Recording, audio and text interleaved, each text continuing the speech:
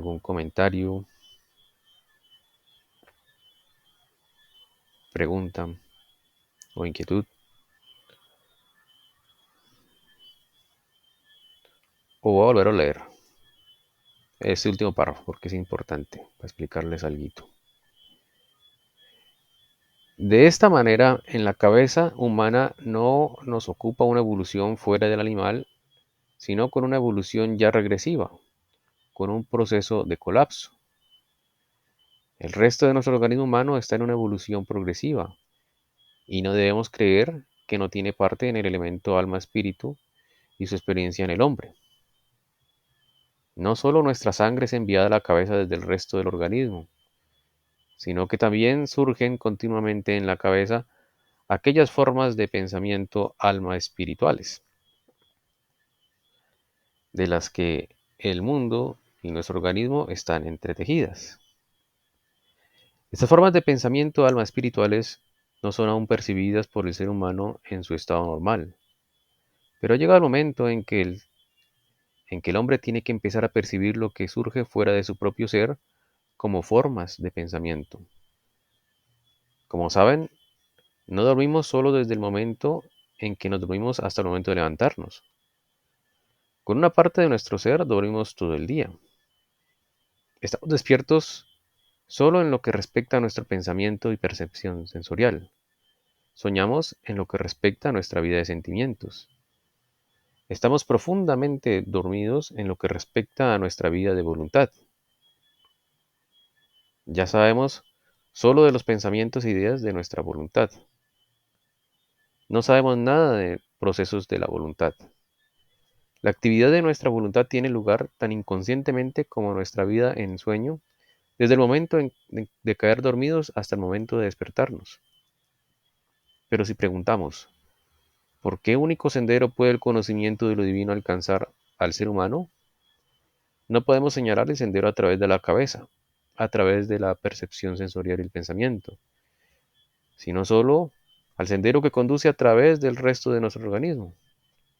Tenemos que tratar aquí con el gran y poderoso misterio de que la cabeza del hombre se ha desarrollado a través de largas etapas de evolución y que gradualmente el resto del organismo fue siendo añadido, que la cabeza ya ha comenzado una evolución regresiva y que el hombre solo puede experimentar lo divino a través del resto de su organismo, no a través de la cabeza. Ya ven, es importante darse cuenta de que a través de la cabeza solo los seres luciféricos hablaban al hombre. Muy bien, eso es muy importante e interesante. No sé si alguien quiere comentar algo o tienen alguna pregunta.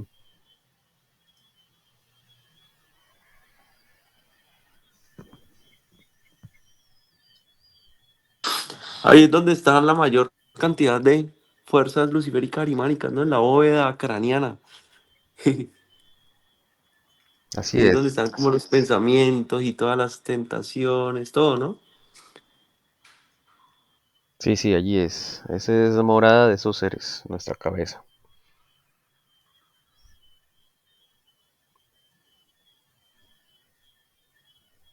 Además, podemos decir, según lo leído, que ya nuestra cabeza está en proceso de retroceso, de una evolución, ¿no? De evolución espiritual, por supuesto. Por lo tanto, según Steiner, es momento, digamos, de darse cuenta de que la evolución ya debe hacerse por por otros procesos que no tienen que ver con la cabeza. Más adelante, de pronto, no sé si en este ciclo de conferencias de Steiner lo hable, pero él habla de algo futuro muy interesante que se llama el pensar del corazón. Eso es lo que es la evolución espiritual futura que nos, que nos va a llegar en un momento.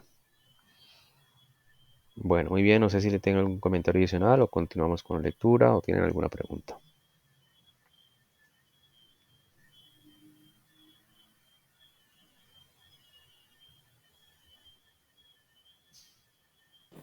Es que es como bastante información en ese párrafo, ¿no? Cuando dice que, que la cabeza tiene procesos como los animales, ahí a qué se refiere y también que va pues ya en retroceso, es decir, que ya alcanzó como su máximo nivel y ya va para abajo otra vez. No sé. Sí, lo último que dices, así lo dice claramente Steiner, la cabeza ya está en desvolución. Y hablando de la evolución espiritual, ¿no? Porque esa es la que vale. De hecho, la evolución física, ¿no? Corpórea, la que toda la ciencia ve, la de la evolución de las especies de menos complejo a más complejo, eso se debe a esa la evolución espiritual que el ser humano ha tenido, ¿no? Si no, no se vería ese, digamos, ese árbol de evolución, ¿no? Que tanto se habla en la biología, ¿no? No es que los animales hayan evolucionado, sino más bien que el ser humano, logro de sus esfuerzos espirituales y desechos de cosas negativas, ha llegado a ser como es. Esos logros espirituales ya se pararon en la cabeza. Ya no hay más logros espirituales que pueda hacer por la cabeza. Lo siguiente, digamos, la ascensión hacia la parte espiritual se hace es ya gracias al resto del cuerpo, ¿no? No por la cabeza que está dominada por estos seres que ya conocemos. Por eso es muy difícil que haya una evolución por ese lado de la cabeza. Em, con la primera parte que dice Escate, creo que eso está en la primera línea de aquí. De esta manera, en la cabeza humana no nos ocupa una evolución fuera del animal, sino con una evolución ya regresiva. La verdad no sé qué quiso decir aquí Steiner con eso. Em, mm, yo sé que los animales, por lo que hemos leído de Steiner, ya son rezagos, ya no tienen cómo evolucionar más espiritualmente, ¿no? Están en decadencia. Entonces no sé a qué se refiere con eso, Kate. Me queda la duda igual que a ti. Entonces, si veo más adelante cómo respondértela, te digo, ¿listo?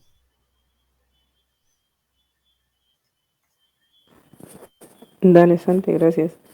Ok. Y también cuando dice que nombra varias cosas, lo último, la voluntad está más dormida pues que todo lo que nombró antes, que no me acuerdo, sentimientos y voluntad. Sí. ¿A qué se refiere? Que están como en otros planos espirituales y, y también algo que dijo antes fue que el pensamiento es como lo que nos mantiene despiertos. ¿Sí es así? No tanto. O sea, sí y no. Se refiere, o sea, mejor dicho, no te digo con certeza, pero lo que entiendo yo es que nuestro estado de vigilia, o sea, que estamos totalmente atentos al mundo material, em, se debe a que tenemos pensamientos constantemente y sentimientos que continuamente, digamos, emergen a partir de nuestra percepción, ¿no? ¿Se acuerdan el ciclo de conferencias que abandonamos, el de la visión goetheana del mundo? Allí hablaba de cómo era el proceso de la percepción y luego el pensamiento, ¿no? Entonces nosotros estamos en constante vigilia o estado despiertos cada vez que conectamos, digamos, un pensamiento a lo que percibimos con nuestros sentidos. Esa percepción inmediata se conecta con un pensamiento. Entonces eso se hace que estemos despiertos o atentos al mundo que nos rodea, ¿no? Pero solamente en pensamientos, o sea, estamos despiertos en lo que se refiere o atentos a lo que es con pensamientos y a lo que es nuestra percepción sensorial, ¿no? Pero dice Steiner que con respecto a nuestra vida de sentimientos estamos como dormidos y estamos totalmente, digamos, dormidos en nuestra vida de la voluntad. ¿Qué quiere decir eso?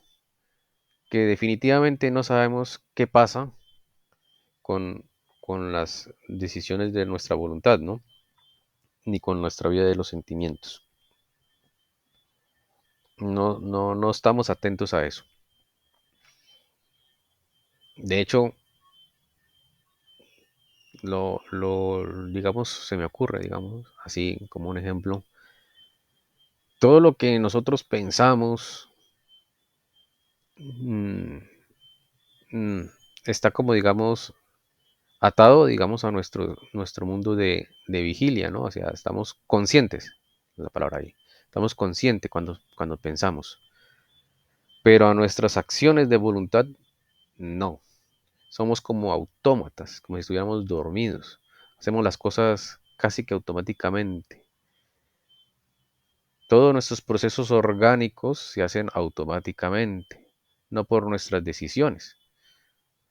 O sea, estamos dormidos en ese aspecto. Y a un nivel menor, los sentimientos. Nuestros sentimientos, digamos, a veces pasan por nuestra alma y no las dominamos, ¿no? A veces dominamos nuestros sentimientos.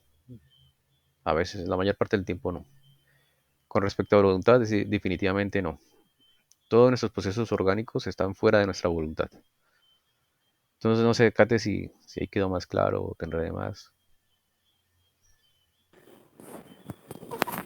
Sí, sí, Santi. Muchas gracias. Ok, no sé si alguien quiere aportar algo más o tiene algún comentario o pregunta o continuamos. Santi, la otra vez creo haber leído en esos libros acerca de los lamas de allá del Tíbet, que ellos logran controlar su temperatura o así el cuerpo con sus ejercicios y sus cosas. Puede ser, Interesante. sí, eso es sí, sí, es muy interesante eso, Male. Eso se requiere voluntad para poder hacer eso, mucha fuerza de voluntad. Em, Lograr controlar esos procesos, digamos, de temperatura por su propia voluntad, eso significa que están ya siendo despiertos en lo que es vida de voluntad. Son seres, digamos, que están por encima del promedio, ¿no? En un futuro lejano, en promedio, los seres humanos, por su propia voluntad, podrán hacer ese tipo de cosas. Cuando tengan la vida de la voluntad ya despierta, ¿no? Podrán dirigir sus propios latidos, su propio sistema inmune, su propia digestión la podrá dirigir conscientemente. Ahora no. Ahora todo se hace de manera automática, ¿no? Todo el metabolismo se hace de manera automática, sin darnos cuenta. Todo el proceso de salud y sistema inmune se hace de manera automática, sin darnos cuenta de lo que pasa. Y un etcétera grande, ¿no? En todo lo que pasa en nuestro organismo. Muy bien, Male. Buen aporte. Santi, ¿eso fue lo que hizo el Cristo o él también podía como tener voluntad sobre otras cosas, pues aparte de lo de su propio cuerpo? Por ejemplo, las tormentas, cuando apacentaba pues la tormenta, las olas, bueno. Sí, Kate, digamos, el Cristo tenía voluntad en todo su ser, ¿no? Toda la parte corpórea, en toda la parte etérica, astral. Pero además tenía mm, potestad o voluntad, digamos así, sobre muchos elementales, demonios y otros espíritus, ¿no? Él era soberano sobre muchos demonios y espíritus. Las tempestades y tormentas y muchas de las cosas son elementales, ¿no? Que están allí ejerciendo su labor.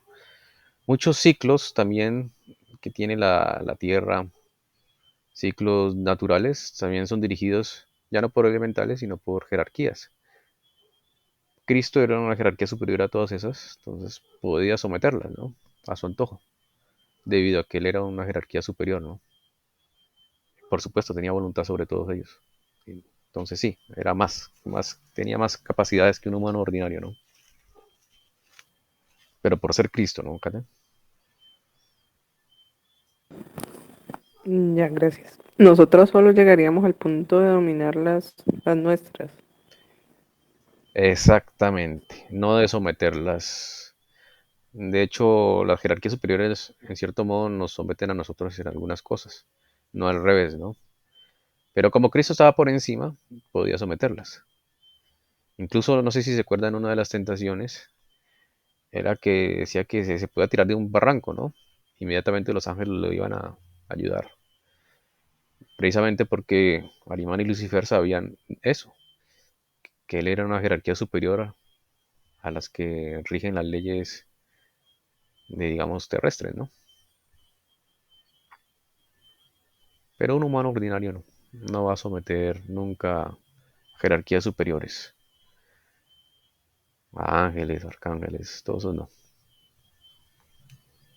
Puede entender y comunicarse, sí, y entablar una relación, digamos, simbiótica, por darle nombres biológicos, pero no someterlas. Bueno, eso es lo que yo creo, Kate. Esta idea no va más allá, eso es mi suposición, ¿no?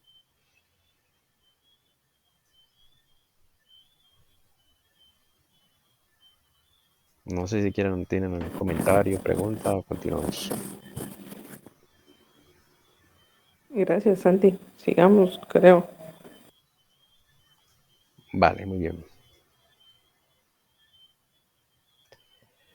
Podemos decir que el hombre recibió el resto de su organismo en adición a la cabeza para que los dioses pudieran hablarle. Al comienzo de la Biblia no leemos: Dios envió un rayo de luz al hombre y él se convirtió en un alma viva, sino que leemos: Dios exhaló el aliento viviente en el hombre y él se convirtió en un alma viva. Aquí está reconocido que el impulso divino alcanzó al ser humano a través de una actividad que no es de la cabeza.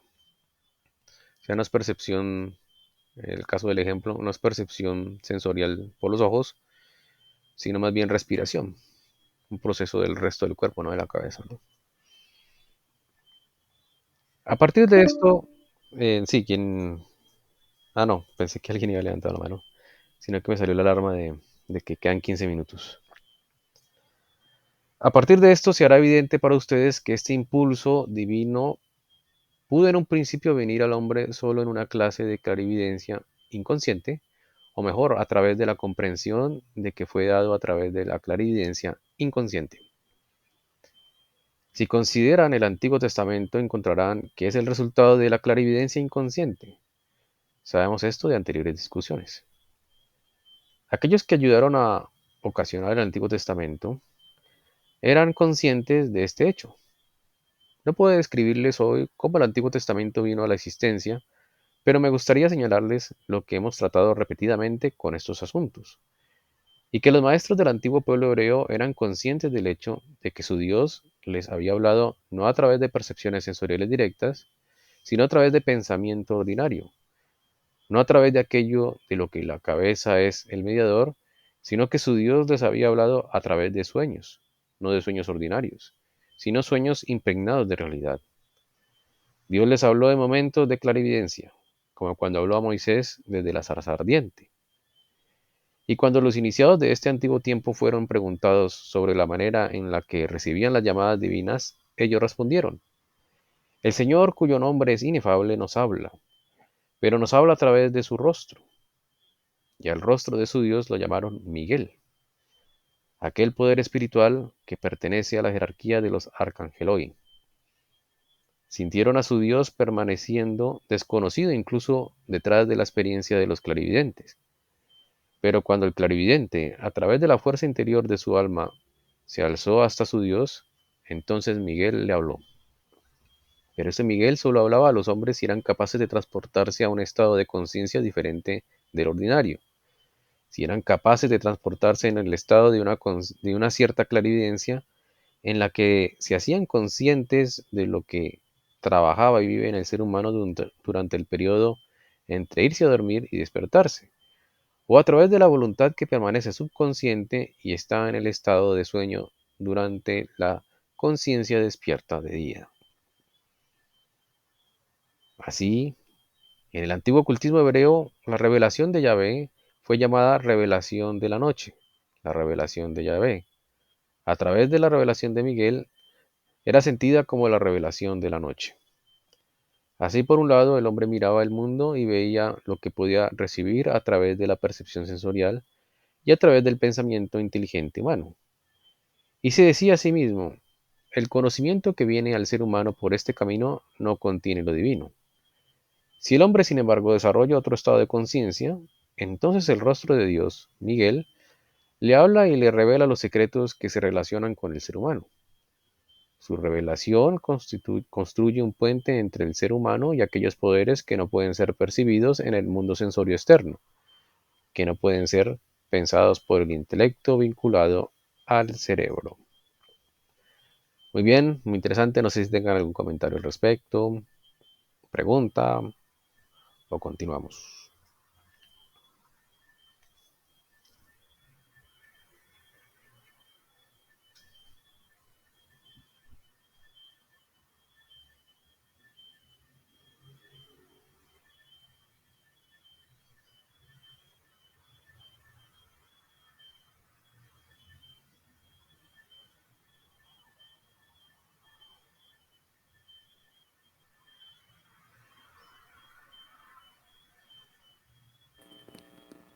Cuando dice que Miguel era el rostro de Dios, eh, ¿a qué se refiere? O sea, ¿si era una jerarquía o un arcángel aparte o está diciendo otra cosa? Sí, es una jerarquía. Es un, es como el intermediario entre Yahvé y el pueblo hebreo. Entonces, o sea, a modo de representación imaginativa, podemos decir que el hebreo normal no podía comunicarse con Yahvé directamente. Pero por medio de Miguel, recordemos que todos los pueblos tienen un arcángel director, ¿no? Entonces, ese arcángel es el que transmite, digamos, por decirlo así, hablando imaginativamente, ¿no? Las órdenes de jerarquía superiores a los humanos, ¿no? Porque él es el director de su pueblo. Miguel era el director del, o el arcángel del pueblo hebreo. Yahvé era una potestad. Eh, Estaba dirigiendo esa evolución, la evolución tan importante del pueblo hebreo, porque ahí iban a ser Cristo. O sea, normalmente eso es una misión que se encarga un arcángel. Pero por ser tan importante esta misión, Yahvé, digamos, colaboró con Miguel, el arcángel Miguel, que era el arcángel del pueblo hebreo. Entonces, em, el intermediario, en definitiva, era Miguel, de todo el proceso del pueblo hebreo. Esa es como la idea, Kate. Allí estamos hablando de la época de Moisés y todo este cuento, ¿cierto? Es decir, el que se le aparecía en la zarza ardiente, el que le hablaba era Miguel, no Yahvé directamente. Es buena pregunta. Es más complicado, ¿no? Eh, Entiendo yo que era Cristo, el que se le representó ahí a Moisés, ¿no? Así como Miguel era el intermediario de Yahvé, Yahvé era el intermediario de Cristo. Entonces, Moisés escuchó allí la voz de Cristo en la zarza ardiente.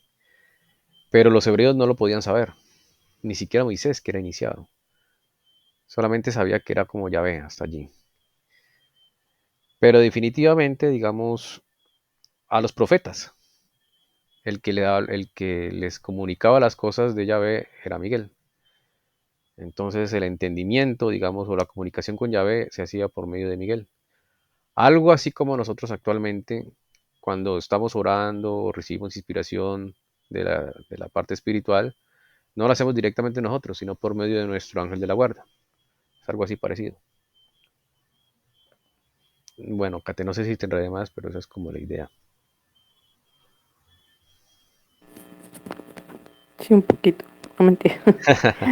No bien, Santi, gracias. Ok. No le pegué a mi... Ve, Pero ibas a decir algo. Cristo. Sí, qué interesante, pues que era el Cristo mismo el que estaba hablando con Moisés. Ahora bien, lo hacía pues, o sea, en ese momento que no estaba encarnado el Cristo como tal, hacía parte de los seres solares? Es buena pregunta. Cristo, digamos, cuando empezó este universo terrestre, que llamamos el estado planetario terrestre del cuarto, empezó a migrar, ¿sí? Esa palabra migrar uno se imagina espacialmente, ¿no? Pero es espiritualmente. De esas alturas espirituales a las que él pertenecía, hasta llegar a las alturas de, digamos, de las potestades que viven en el sol, ¿no? Eso se llama logos, ¿sí? Y después del sol empezó a migrar hacia la tierra. Se puede decir que ya cuando empezó la misión del ser humano, yo creo que después de los Atlantes o por ahí empezó a migrar, ¿no? O puede ser que desde Lemuria, empezó a migrar del sol hacia la tierra, hasta que llegó el tiempo en que migró totalmente a la tierra en un cuerpo físico. Entonces ha sido un recorrido del universo hasta nuestra estrella y de nuestra estrella hacia la tierra y de la tierra hacia un cuerpo físico. Esa es como la migración de Cristo.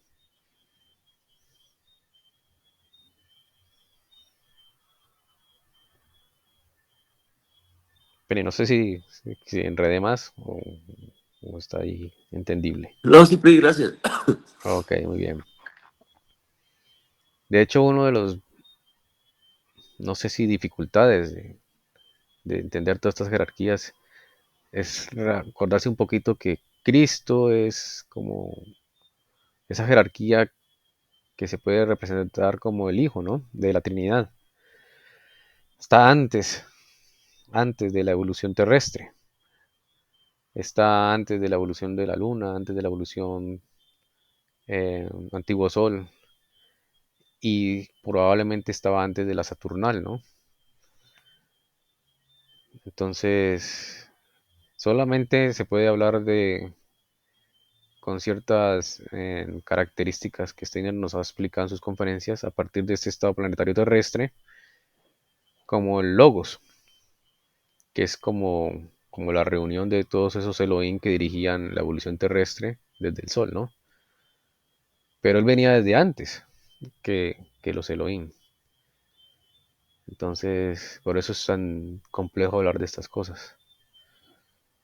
Pero es muy interesante, porque uno lo va relacionando, ¿no? Y también uno se da cuenta que no es tan sencillo como lo pintan, es complejo todo esto. No es tan fácil como uno quisiera. Son muchas cosas revueltas y relacionadas.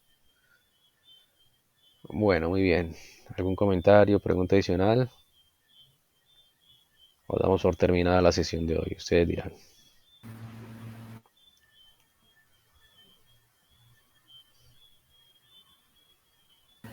Yo creo que dejamos ahí, ¿no? Porque ya también va a terminar la llamada.